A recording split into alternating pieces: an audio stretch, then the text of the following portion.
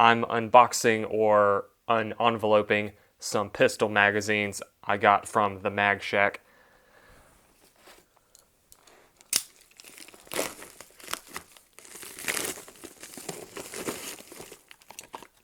These are P10F 22 round magazines, 21 round magazines. Well, 21 plus 1 is 22, so I was accidentally correct.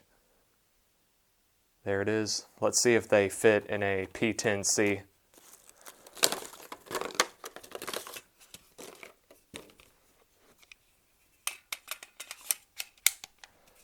They do fit.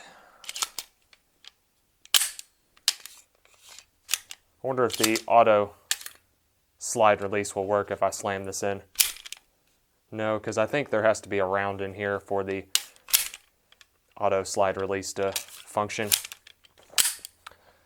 So that was a good purchase from the Mag Shack. The price was fair. These are expensive magazines. P10 magazines are more expensive than Glock magazines, just because I guess the volume is lower. There's a lot fewer P10C magazines made. But will this magazine fire? Will it load around in the chamber and let me use my P10C with this magazine?